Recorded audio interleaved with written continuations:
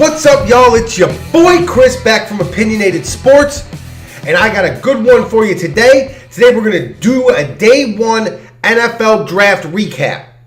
We're going to talk about who was the best pick, who was the worst pick, who was the steal, things like that. We're going to get into a couple of topics. I'm not going to rerun the whole first round. We don't need to do that. Anybody who's watching this most likely watched the draft, and if you want to do a full first round recap or more in-depth, check me out at Chris and Chris Dorm Room Sports, where me and the Almanac are going to get into a little bit more in-depth first round coverage. That will be dropping probably Sunday, maybe Monday. But anyways, as always, go check me out on the Sports Me app. There are some phenomenal debates going on there right now. I'm out there hurting feelings. I'm getting people mad and all riled up because that's kind of what I do. It's kind of what my thing is. I'm out there on Instagram every day. Actually, I wasn't on there the last couple of days. I was a little under the weather, wasn't quite feeling well, so I didn't get on there. But every day I'm putting out videos, hurting people's feelings. But you got to catch me early because I'm in and out. And then I disappear for the day. I rile up the masses, and then I'm gone. That's what I do. I'm a ghost. I'm an enigma. But anyways, check me out there. Check me out at Sports Me. Check me out Chris and Chris Dorm Room Sports. Check me out on World of Sports Network, Instagram, Facebook. Still working on getting my Twitter thing situated. It's a lot. It's a lot of stuff I got going on. Busy guy. But let's get into this draft stuff. I got stuff written on the paper, so don't mind me looking down at my notes because like I've said a million times, my brain don't really work like that. So I got to take notes. For those of you that do know me, you know that I'm an X's and O's guy. I'm not a stats guy. I'm not a wealth of sports information as far as, who went where and how good they were and how well they played. I'm an X's and O's guy. I understand the games, which is where when you watch Chris and Chris Dorm Room Sports, the Almanac is literally just that. He is a book of information, and he helps me learn as we go along. So with that being said, when I evaluate the draft, I'm evaluating it as a guy coming from a position of coaching, GM, X's and O's type stuff. That's where I come from. So let's go. Let's start with who I thought was the best pick of this year's draft. And that was the Indianapolis Colts at number 6, taking Quentin Nelson out of Notre Dame. This is the real deal. Quentin Nelson is the truth. He gets inside of defenders, moves them out of the way, creates space in the running game, and protects well in the passing game. It's been a long time. Offensive guard is not a premium position in that it's not highly touted that high in the NFL draft. So for a guy to be a guard and be drafted that high, you know that his talent level is elite. And I'm on the East Coast in the Northeast, so I had seen a good number of Notre Dame games this year. And this guy was really, really talented. I think the Colts, why I like this pick for them is they need to protect Andrew Luck. This guy's healthy like Sam Bradford's healthy. If he can't stay on the field, what's the point? You can have all the great talent in the world, but if you can't stay on the field, you can't stay on the field. RG3, looking at you. Aaron Rodgers, I'm looking at you. Just saying, guys. Carson Wentz, I could be looking at you. Be careful. So hopefully Quentin Nelson can help keep Andrew Luck healthy going forward. This guy was the best pick in the draft. Bravo to the Indianapolis Colts. Even though they didn't even do anything. They just sat there at number 6 and watched a guy who should have gone in the top 5 drop down. I don't understand. So along that same line, the next thing I have is who was the steal of the first round. The steal of the first round was Derwin James. So I'm sitting home watching the draft last night. And I'm sitting here, and my wife's here. We're watching the draft. I got a couple of buddies over. I got my paper out where I'm writing down draft picks and trades and everything. And, I've got it all mapped out. And every time they say the pick is in, I make a pick to try to predict what's happening. And I got 1, 2, and 3 right. I got Denzel Ward wrong. I got 4, 5, and 6 right. And then it went on. Or I'm sorry, I got number 4 wrong. I got 5, 6, and 7 right. And then it went on to the Bears and the 49ers. I said Derwin James' name both times. I'm not going to lie. This guy was a top 5 prospect coming into the draft. And then he didn't get drafted at number 8 to the Bears. Who, mind you, Roquan Smith was not a bad pick for them. But Derwin James is talented and is a day one starter ready to come in and make changes. So then Derwin James didn't get drafted there. And he didn't get drafted at 9 for the Bears. And then, the Cardinals traded up, so I knew he wasn't going to go there. And he just kept dropping and dropping and dropping, and nobody drafted him. And he dropped all the way to 17. 17! What is wrong with you people? This guy is an immediate impact player. Now, I had him as the second best defensive back in the draft behind Minkah Fitzpatrick. But I thought they were both potential top 5 picks. Now, Minkah Fitzpatrick went 11th to the Dolphins. But Derwin James dropped to 17. That's way back there. That's out through my living room, through the front porch, into the street. No reason for him to be there. So he was a steal. And the worst part about it is, and the part that bothered me is, it's not like anybody had to move up to go get him. As he was sitting there at 13, 14, 15, you would have thought that there would have been some movement in the draft for a team to come up and get this dude. But no, what happened? The San Diego Chargers sat with their hands on their chair and their thumbs in places they shouldn't have been and said, oh, look what just happened. Oh, Derwin James fell to us. We might as well take him. They lucked out. Now, one of my buddies who was here watching the draft is a Chargers fan. He left. He had to run out for a minute. And as he's on his way back, I texted him and I said, bro, you need to get here quick. The Chargers are on the clock and Derwin James is still on the board. There's no way he doesn't go. He walked in the door about 30 seconds before the pick came in. He got to see it come down. But man, what a steal. God, I always forget to shut my phone off. There we go. What a steal. What a steal. Derwin James, great pick. Great pick. Worst pick of the draft. Now that we've got the best pick and the steal out of the way, who was the worst pick of the first round? I had 2, but one of them ranks in another category, so I removed him from this one. And the worst pick of this year's draft is Layton Van Dykesh from Boise State. And with the 19th pick in the 2018 NFL Draft, the Dallas Cowboys officially missed the playoffs. What was that pick? Is he talented? Sure. Sure he is. He's not first round talented. You could have moved up in the second round if you liked him that much. You didn't have to take him at 19 in the first round, especially not with Rashaan Evans still sitting there. Rashaan Evans ended up going 22.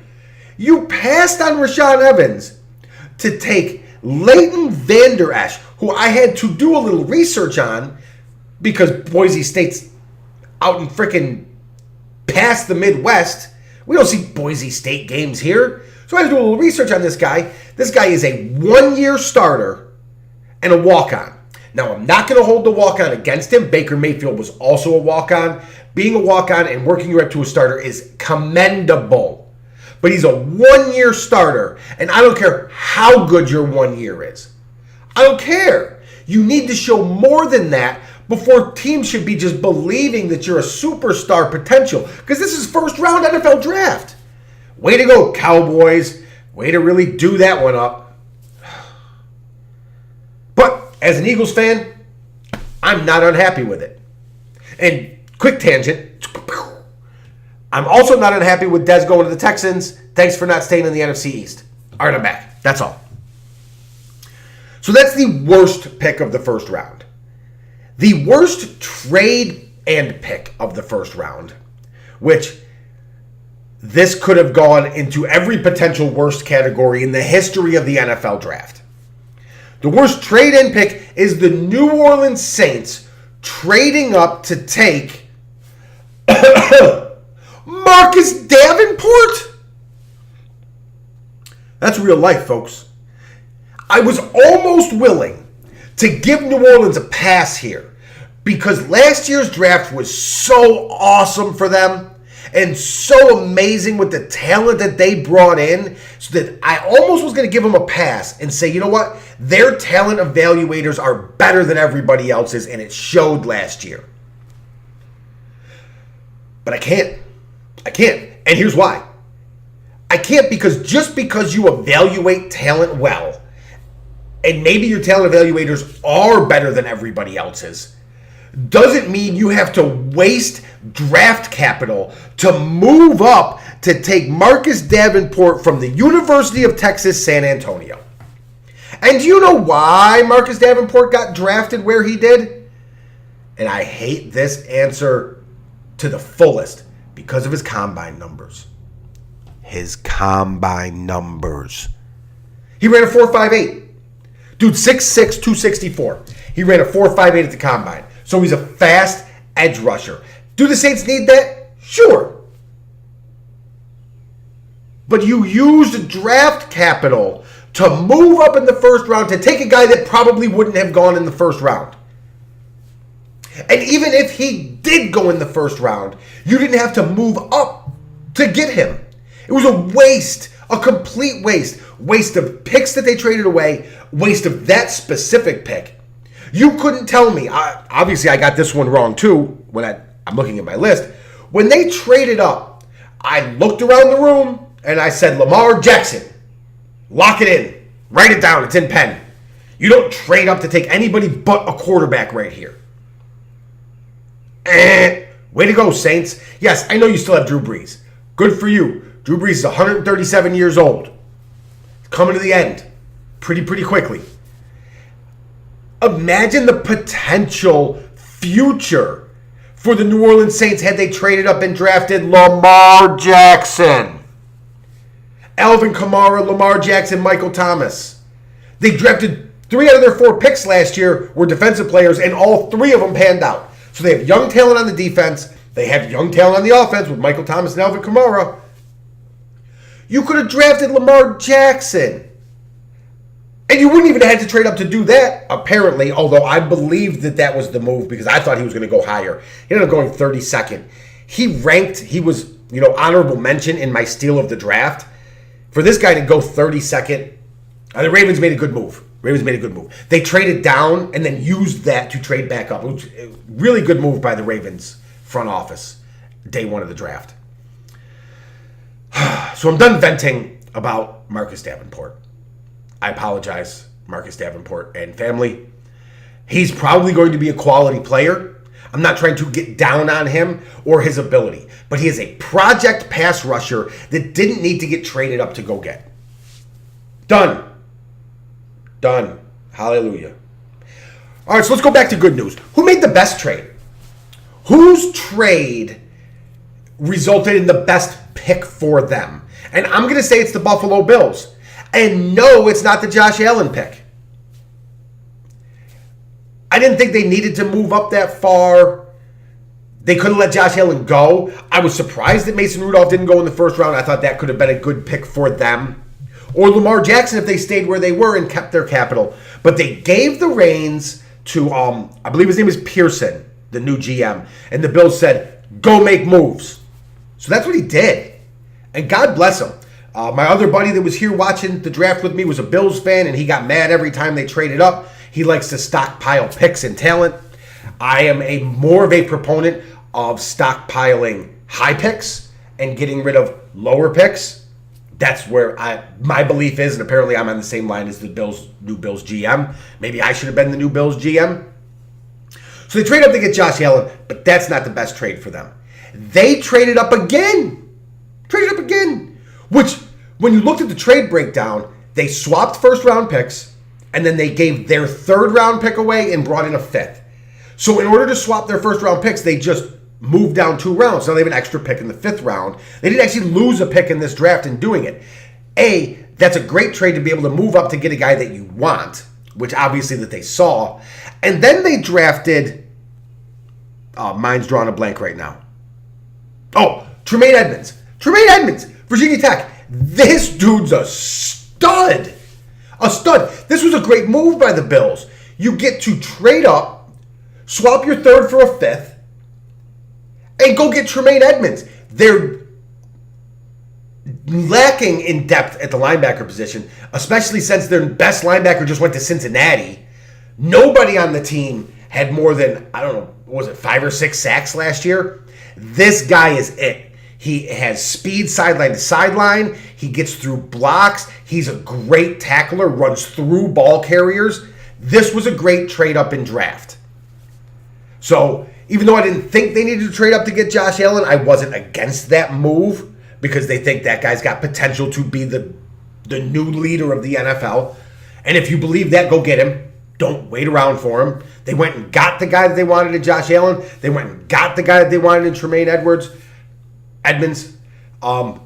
Awesome draft. Awesome draft by the Bills. Well done. Okay, next on my list, I have biggest impact rookie. My biggest impact rookie was the Miami Dolphins at number 11 take Minkah Fitzpatrick. This is the dude. This is the dude. Nick Saban said, this is the highest football IQ I've ever coached. Nick Saban.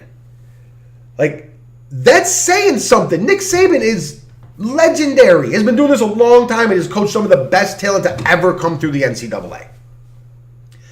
He can play slot corner, man, zone, strong safety, free safety, linebacker. He can blitz from multiple positions. He is an excellent tackler.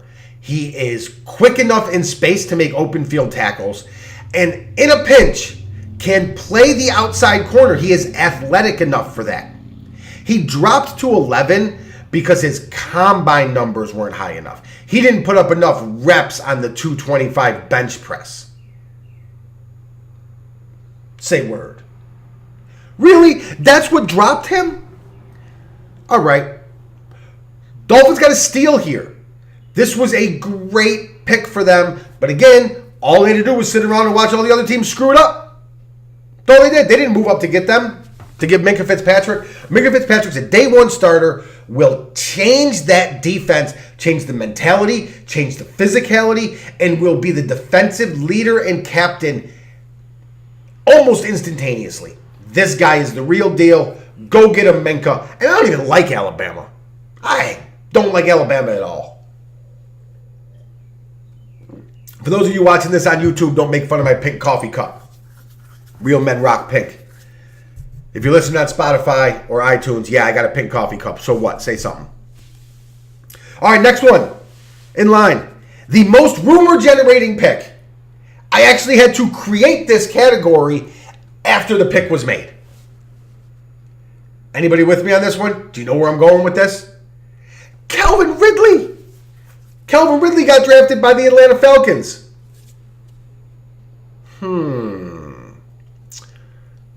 So, a week ago, Julio Jones reset his entire social media account on Twitter, deleted all the Atlanta Falcons pictures off of it, and said, oh, it was just a reset.